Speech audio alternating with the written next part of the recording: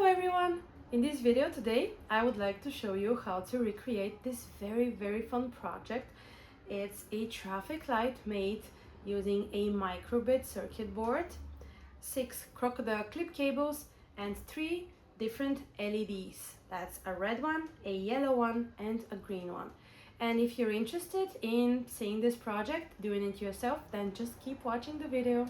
The coding part of this project is not hard at all, I promise. All we are going to be using is 3 different types of blocks in the MakeCode coding environment. And the hardware part, the wiring of the project, looks a bit messy and complicated, but I promise you it is definitely not. The project is very beginner friendly.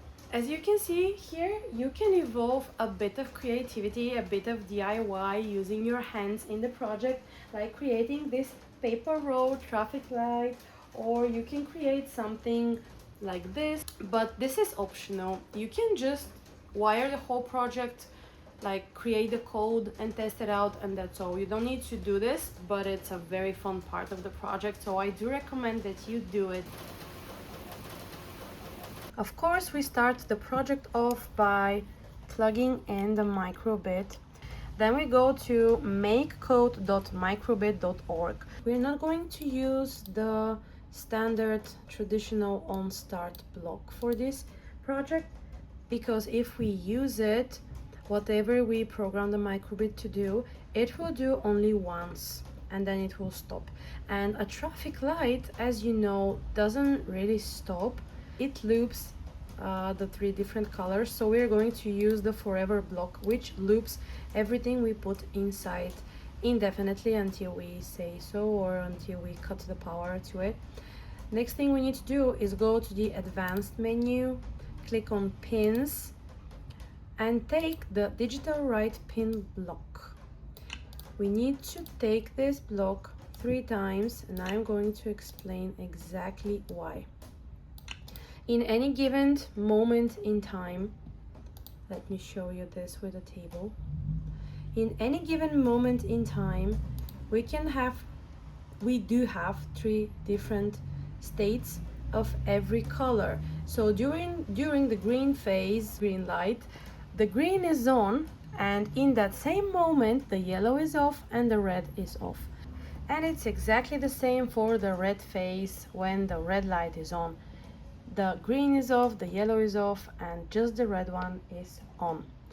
So having this in mind, in every different phase we need 3 different states of our LEDs. So one will be on and the other 2 will be off. There's only 2 types of states that an LED can have, and that is on and off. As you know, 0 means off, it means nothing, it means no electricity, it means false, and 1 is the opposite. It means yes, it means true, it means there is electricity. And in order to turn a light on using the microbit, we say 1. In order to keep the other ones off, we say 0. So in the first case, when the green is on, we need, here's a diagram, so we need pin 0 to be on and the other ones off. So exactly like this, pin 0 on, pin 1 is off, and pin 2 is also off. Right now we have the green light, and all it does is loop this indefinitely, and as you can see, it never changes because we never set do something else. What we are going to do is add a pause. Where's the pause? Here it is. So we do a brief pause, like 1 second, and then the green light should turn off, and then we get a brief yellow light, after which we'll get the red light. Let's do this. We duplicate these blocks. This is the laziest way you can do it. So which pin is the yellow one? I believe it's pin 1. Yes, pin 1 is the yellow LED. So we need pin 1 to be turned on, and pins 0, which was the green one, should be turned off. pin 2, which is the red light, is also off. And can you see what happens here? We get two lights switching between each other.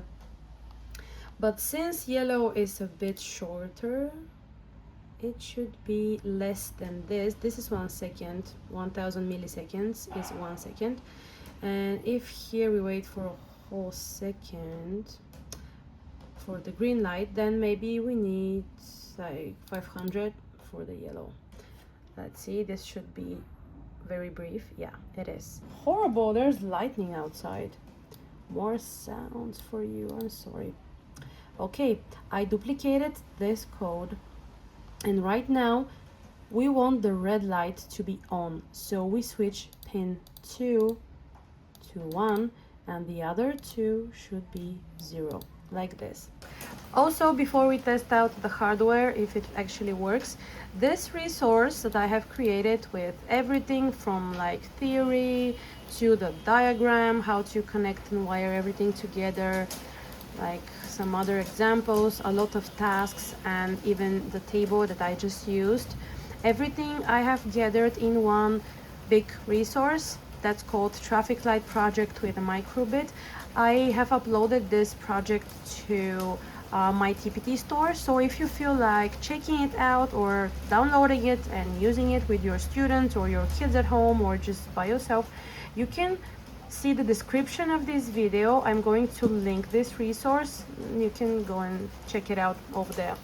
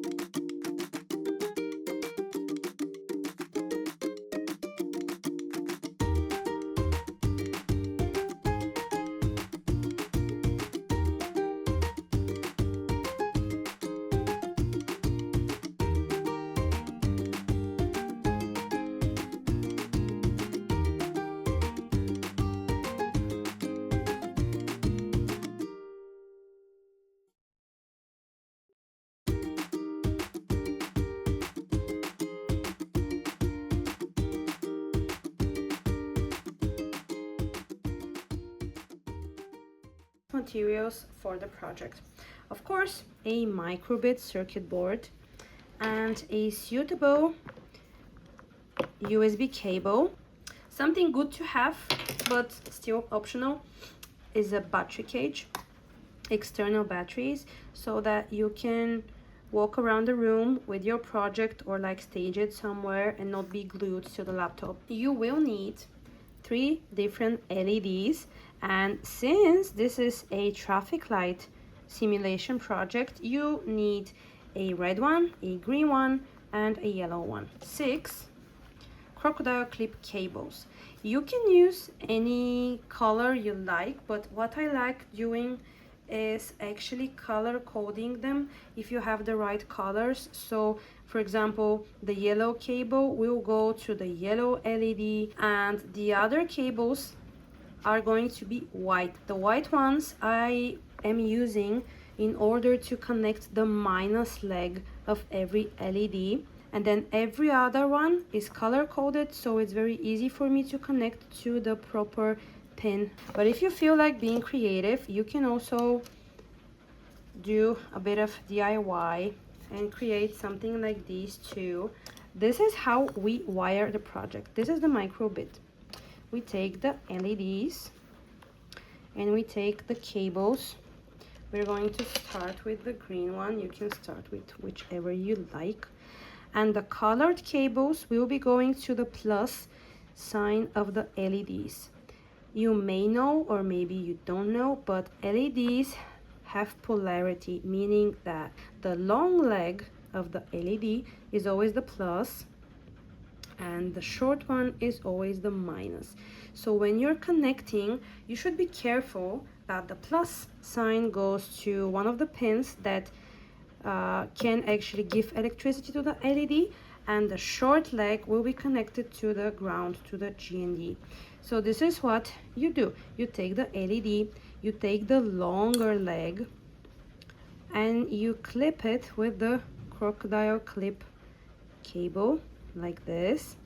You should be careful that the legs don't touch each other, and that the metal part of the cable does not touch both legs. I take a white cable for its minus and I connect it like this. Then the colored cable goes to the pin, in our case, and according to the diagram, that's pin 0, and the other one, the white one, the minus, goes to the GND, which stands for ground. I'm gonna do the exact same thing using the yellow one. And as you can see here, the GND is not very big. You cannot store 1,000 crocodile clip cables there. What you can do is do this, or you can actually stack them like this. There's one already here, and you can stack them on each other, and that's going to work just fine. As I told you, it does look a bit messy, it does look a bit complicated, but it is not at all. It is following some bulletproof logic, and it's very easy to do, actually. What we need right now, all we've got left, is to try out the project if it's working. And you should remember that I did download the program I just showed you, so it's on the microbit already. I used the batteries, and voila, it's working. So a long green, a short yellow, and then a long red, and this thing is looping indefinitely. We can use one of these, or we can just like exit the project right here. It's working properly. It doesn't need to be extended, but it is lots of fun to extend it using some creativity and DIY, and like getting your hands dirty with paint and stuff. Kids and students really love this thing. I also love this thing actually.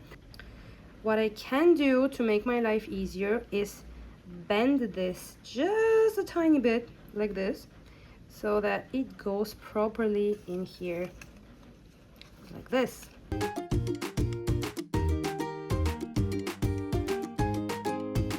As you saw, it did stop working because the cables on the back here were touching each other. The legs of the LEDs were touching each other, and this should not happen. And right now, when they are not touching each other, look at how good the project looks like. And that's it for today's video. I had so much fun putting this project together, and I really hope it was helpful and gave you some inspiration for your own classroom. As I mentioned, I'll leave a link in the description to the full resource I used and showed throughout the video. It covers everything we did here and much more, and you can find it on Teachers Pay Teachers. Just follow the link. I'll also drop a link to my blog post on the topic if you want to read through it at your own pace. And that's all from me. Thank you so much for watching, and I'll see you in the next one.